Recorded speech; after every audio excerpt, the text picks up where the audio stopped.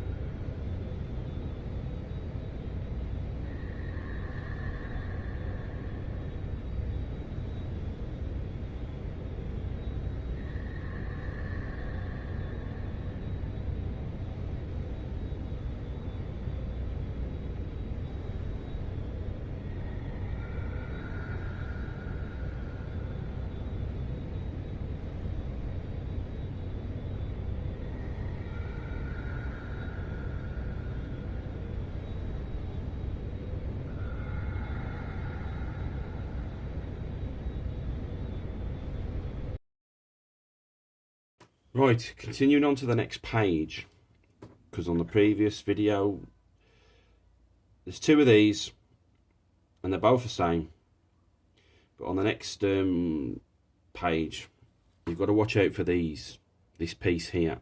You've got to make sure it's facing that way before you put anything else on. Like I said, they're both the same. So here's the completed piece for the top part of the page, because one of them's on the top part of the page and the other one's on the bottom part of the page. So you put these little arms in, then you put these side panels on.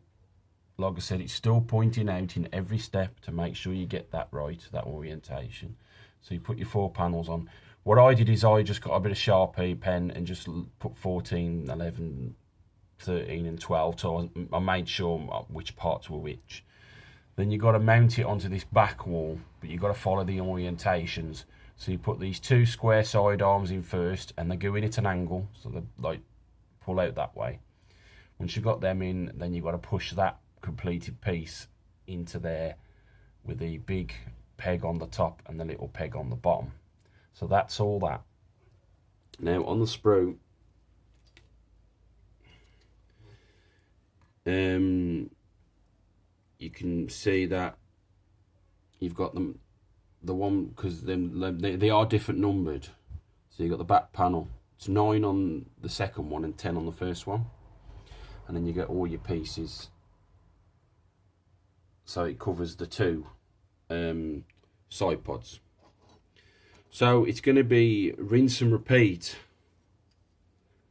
for that one, and I don't need to do a sped up video for that one because you've already seen it when I've put that together. So let's get cracking on with that second side pod. Okay, welcome back. I've now painted the exhaust blocks. So if you remember from one of the previous updates, I blue tacked around the pegs and on the bottom, because it was more the mounting pegs on the bottom that I wanted to keep bare plastic to bare plastic. You can see when I took the blue tack off, there's a little ring, but it doesn't matter. So I primed this and then sprayed it in the AS20 Insignia White by Tamiya. Just to remind you, that's the base coat. Now looking in there, I don't know if you can make it out. You could probably still make a bit of the primer out where the AS20 hasn't got in there fully, but I actually quite like that effect because it gives it like an aged effect. Because maybe I could have like sprayed them before I put them together, but I actually like that. Then I've put the misted clear parts on, well, the one anyway. I honestly thought that was going to sit on top of there, but it doesn't. It sits behind it. So when you put the first piece in, you've got to push it right down on that peg all the way to the bottom. And on that one as well, push it all the way down to the bottom until you get to the stopper. And then there's some triangular cutouts for each of the rear mounting pegs, so you just push that on and then keep pushing it down.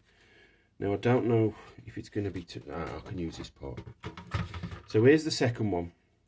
I don't know if you can make it out, but there you can probably just make out, maybe there's like an edged wall, and then you've got some like recessed little stripes,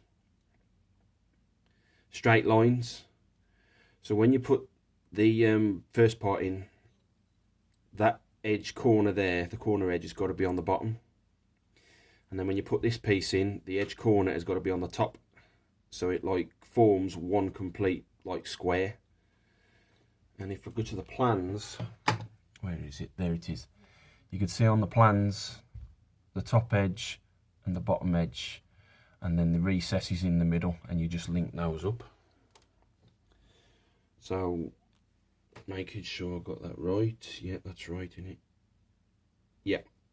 So that'll just sit on there like that, and then like I say, you just push that down all the way, making sure the triangular pegs, the triangles go around the pegs. And let's see if you can make it out. I don't know if you can make it out, but whoops, you might just be able to see where it meets in the middle to form the complete square. So now that's done, and I'm quite happy with how that's turned out. So what I'll do is when I put the lid on and all this is ready to be painted, I'll just put a strip of masking tape on there, because if I'd have sprayed it as it is, not only would the primer have got inside, it would have like primed that clear part. That's why I've done that first. So spray that before you put it in. Right, so now I've put all this in, I can now put these two halves together. There are the plans. So you put the half circle one, if you remember the one with the two panels that I did, and then you've got to turn it upside down, and then you push that right on the edge there.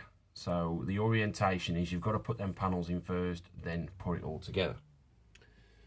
So that's that. So let's have a look. Where does that go? Right. Yeah. So you put that part on top of there. You've got that square, like rectangular piece. Oops. That square rectangular piece there. That has to go inside there. So you put that. Just get my fat hands out of the way. So you put that, line that up, making sure I get it square. Oh, come on, you bloody thing, get in there, that's it. So that sits underneath there like that. Once you've lined the square up, I think I can actually push this down now. Oh yeah. Underneath there, there's some little mounting pegs and holes you got to line up. So just put that back down. That's it. And then just if you probably just heard those snaps as it's going in. Yeah, I've got to push them down some more. I'm just going to pause this a sec. Right, so that's all that back on. I couldn't do it with the while the camera's filming, but basically what I've had to do is I've had to put a hand here and then my other hand underneath that and push it down palm to palm, and then underneath here, while I was struggling with the camera on, that lid there wouldn't touch right down to the underneath of there, and then that top part wouldn't link to that. So that's why I paused the video a sec, to make sure it all clicks into place. Because even though it's on the peg, you've still got to push it right down for it to 100% connect. Because those of you who've built Bandai kits in the past, even if it's a tiny little gap, when you come to put the subsequent parts on, that gap's there, it just won't link. So that's why I had to pause the video. So putting that back like that, so like I said, I've just got one palm there and one palm there, and I was like pushing right down in the middle, because it was just these bits in the middle that wouldn't fully connect. So I just did that. A bit like you're handling a pizza basically, and to be honest, this is the size of a pizza now. So I did all that. Right, so lifting my camera up, you can see how big this is now. It's twice as big as my hand, well, 3 times as big as my hand, maybe even 4. So that's that. I mean, I could probably get a dinner plate for scale, to be honest. Hold on, let me just pause this a sec. I'll go and get a dinner plate. Right, so I've got one of our dinner plates from out the kitchen, and you can see how big that is. It's absolutely huge. And if I put my hand in the middle of the dinner plate, it's huge. So that's that part done. Right, so get rid of the plate, and turn this over.